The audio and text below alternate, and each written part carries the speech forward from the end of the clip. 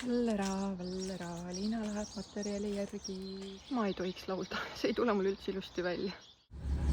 Mina ja käru, me peame kuidagi sõbraks saama, kes küll lõpetaks mulle käruga tagurdamise ära.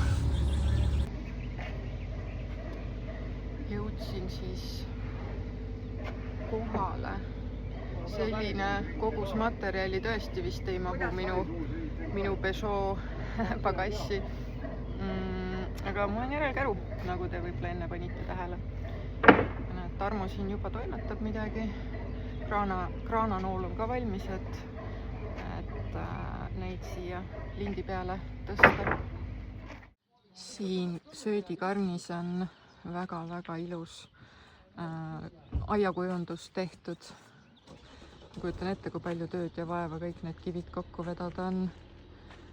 Et tegelevad siis nii siis nii-öelda lihatööstusega kui siis saeraamiga. Et sellised andekad inimesed.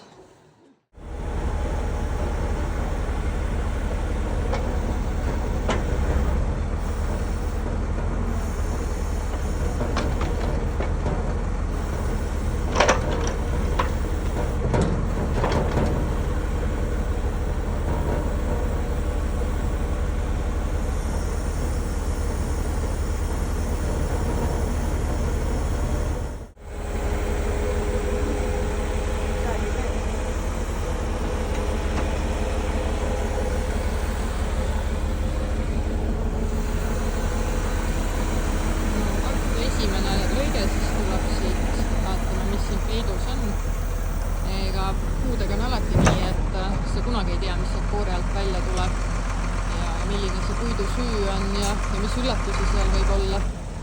Et saab põnev olema.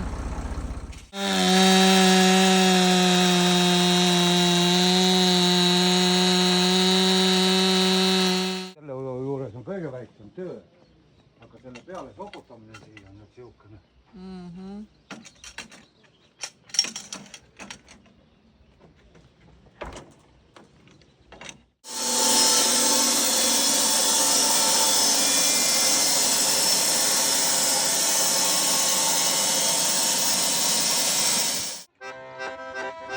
Et töö tegemine lõbusamalt läheks, peab ikkagi meelelahutus ka olema.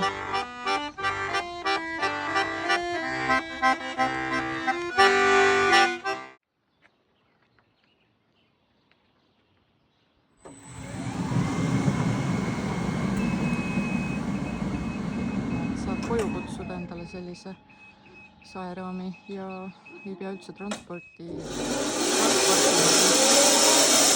Sellise junni, vabandust väljendi eest, aga mina ei saada ka kaubale, et ei ta tsentreeri normaalselt, siis tal ei lähe juhtpult tööle ja siis, kui ma tahan filmida mitte nüüd esikaameraga, vaid tagakaameraga, siis tal on see, jääb ette mu nii-öelda need objektiivid ja kui ma nagu telefoni asendit liigutan, siis ta lükkab ennast tagurpidi, et ühesõnaga ei soovita, Liina ei soovita. Kes teeb kõik need asjad ära, mis on taustal vaja teha. No näed, siis vorsti ja singi tegemise kõrvale saab siin kuldkalutoita ja imelist. Avatud talvete päevad. Ja need muusika on kohe hinnas. Avatud talude päeval tulge kindlasti siia. Söödikarn. Ja see aasta me ei tea. Ei tee või? Okei, ärge siis tulge.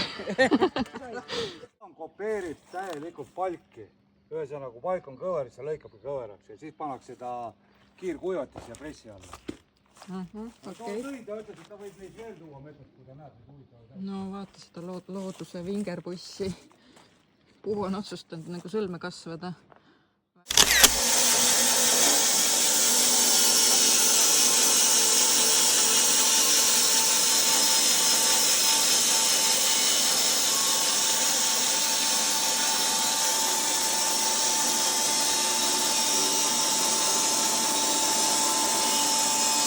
Esimene lõige. Vaatame, mis üllatusmuna sees on.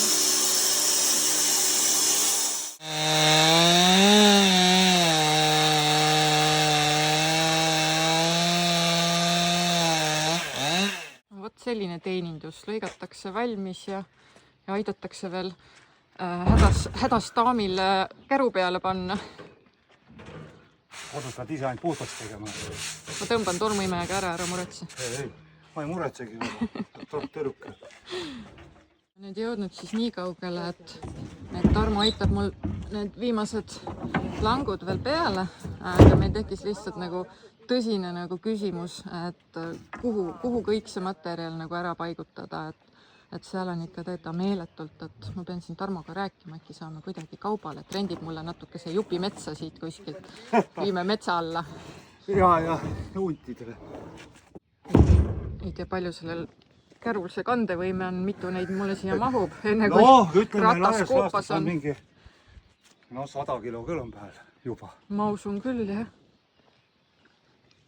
Kui kedagi veel huvitab see süsteem, kuidas nagu planke sirgelt kuivatada, siis ongi põhimõtteliselt sellised kantrauad, keermelatid läbi ja siis mutriga järjest nii-öelda keerad seda pingsust peale. Ja on hästi oluline ikka need staablilipid vahel oleks, et puit saaks hingata. Ja homme ma tõmban otsad ka kindlasti, sulgen poorid ära ja et siis võiks ta jääda niimoodi siia kuivama küll, viskan mingi katte peale. Lisaks käruga tagurdamisele võiks keegi mulle õpetada, kuidas selfie stickiga toimetada.